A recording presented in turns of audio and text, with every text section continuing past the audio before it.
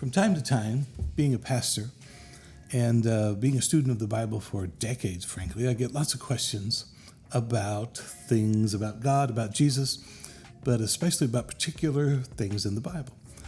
And there's some understanding of the Bible that I've come to know the past several years that I kind of like to explain in somewhat of a nutshell, if I can. What the Bible isn't a book that someone sat down and wrote. It's a collection of multiple writings, different genres, over a period of about 1,500 years. And while we believe that God inspired these authors, it's not a direct dictation from God, where Moses or David or Paul or anyone is just sitting down and God is speaking to them over a set of headphones and they're writing down directly from the mouth of God. God allows his kids to tell the story. Imagine if you were on vacation with your family and your 3-year-old is telling the story of what happened.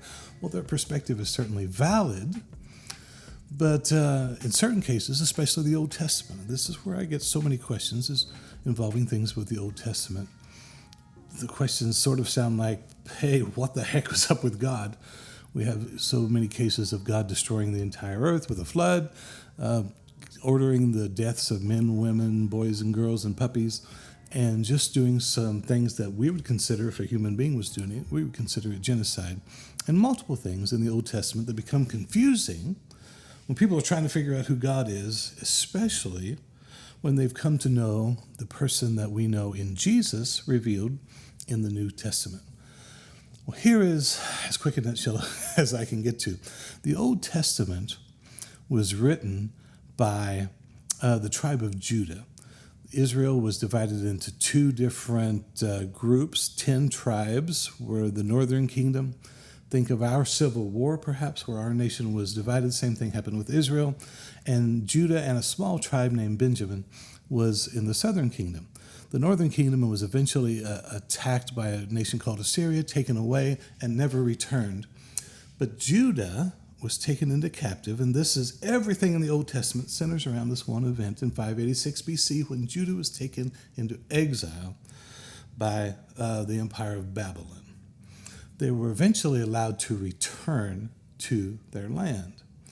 While they were in exile, believing that the reason they were in exile is because God was angry with them because of certain sins that they were doing, certain disobedience to God's commands, the people of Judah, because they have children growing up who've never been in their homeland of Israel, they begin to write and assemble oral traditions, ancient writings into a collection to explain their origins. And to the people of Israel, everything was about being in their land. To the ancient people, their deity even was associated with their particular nation, their particular piece of real estate. So to them, God had forsaken them because they were no longer a sovereign nation. So they began to write certain stories. For example, in the book of Genesis, we hear stories that many Christians believe is the story of the creation of the universe in chapter 1. Well, it's actually not the story of the creation of the universe. It's a story that was borrowed, co-opted from Babylon, which predates Genesis' creation story by 1,000 years. Since they were in Babylon, they learned the story and they co-opted to tell the story of their national origin. It's a story of the earth being flooded. Genesis 1 starts with the earth being without form and void and there being water over all the face of the earth. But it says the Spirit of God was still moving. And then certain things happen, God speaks, and dry land appears. God isn't creating the land. The land is appearing. The waters are receding. To the ancient people, this is a depiction of the judgment of God subsiding, going away, and their land reappearing. When we go through the book of Genesis, we see lots and lots of stories about land. God creates a couple called Adam and Eve. They didn't intend for this to be a historical account. It's an account of Adam representing Israel. that God creates them and places them in a piece of real estate, the Garden of Eden. He tells them, you can do anything, but don't do this. He establishes a law.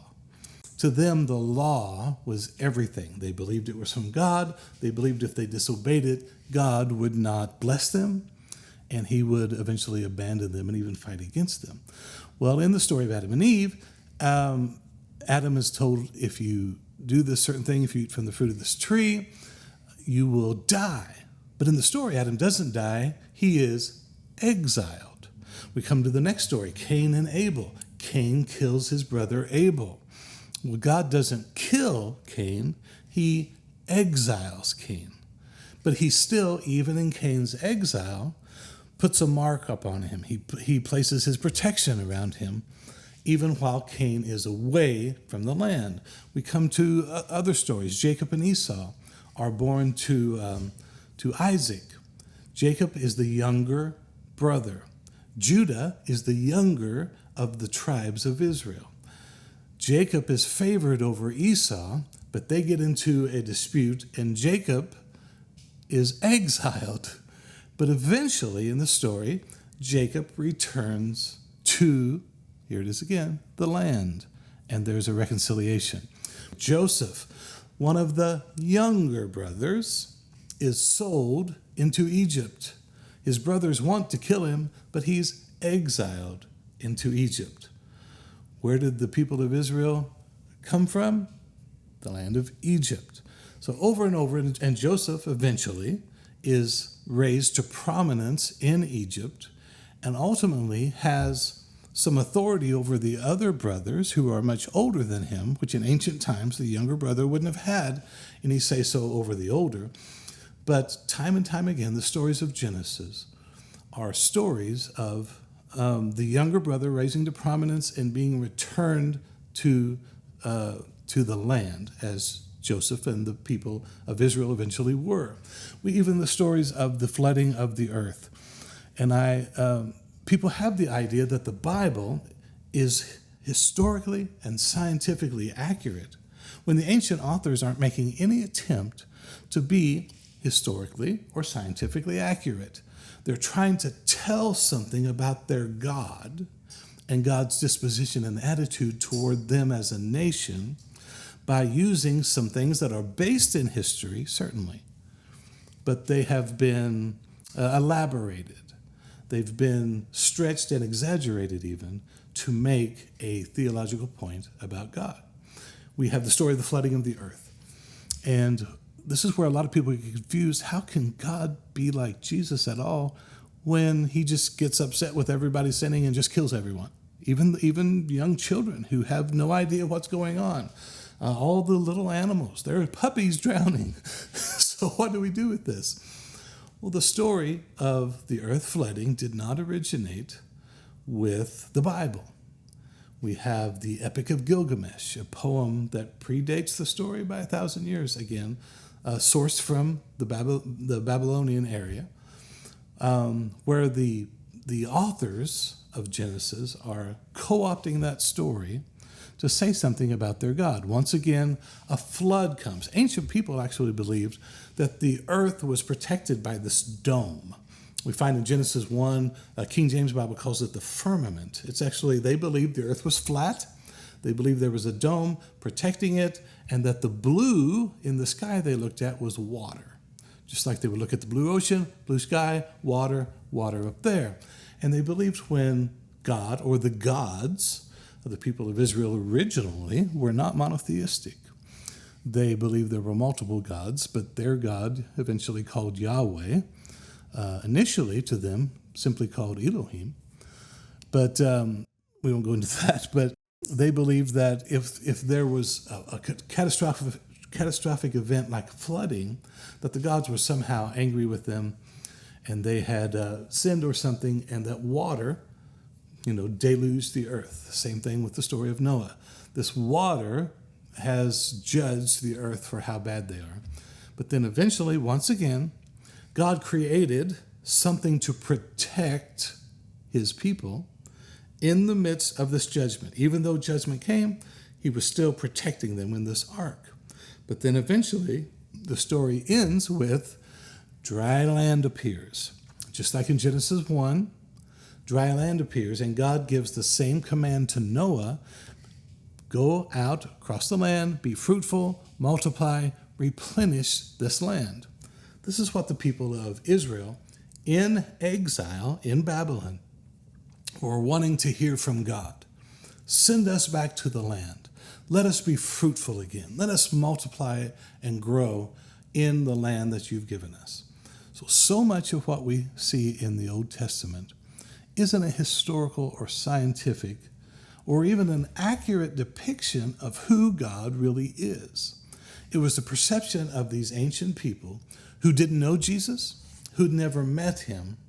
They're trying to figure out, what is God like? Why are these things happening? Just like you, in your life, all of us have been at that point where we've said, God, what are you doing? Why is this happening to me? Maybe you've even written down some things in your diary. That's what the Old Testament is.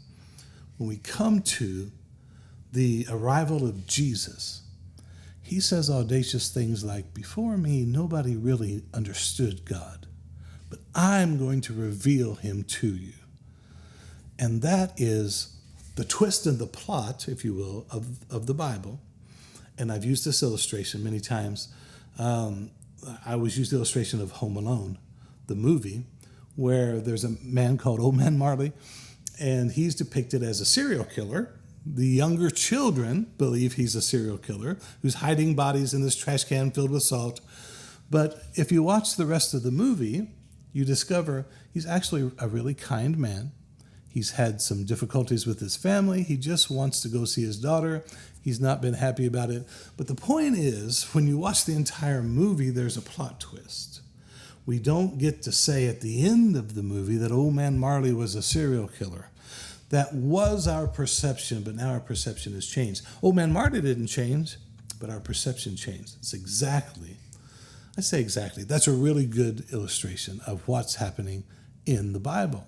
As we read the progression of people hundreds of years after things are written about worldwide destruction and God ordering the destruction of men, women, boys, and girls, we have Jesus come along and say, you've heard in the Old Testament that you're supposed to exercise judgment, an eye for an eye. If somebody does something bad to you, you get to do something bad to them. Then he says, but I say, over and over, Jesus actually corrects, improves, expands upon the understanding of his first century audience, and by extension us, of who God really is, by saying, yes, that scripture was inspired. Yes, those people were trying to figure out who God was, and God was working with them even when they didn't understand him. But now I'm here. And if you really want to know what God is like, if you really want to know how to have a relationship and interact in the fullness of who God is, you have to look at me and me alone. And so the New Testament authors, with their experience of Jesus in mind, having heard him, having seen him, having felt who he was, they, in their writings, look back at the Old Testament and basically reinterpret it in the light of who Jesus is. Now, there's a lot more to that, and I've probably taken too long to explain this as it is, but that will sort of get you started, maybe have you start to think, maybe ask some questions, maybe get really mad and think that I don't think the Bible is true. No, the Bible is true as far as it's a process, it's a story, it's a collection that is moving us closer and closer to understanding who God is, and it ultimately reaches its climax, fulfillment, and beautiful conclusion in the life, death, and resurrection of Jesus, who perfectly reveals to us who God is.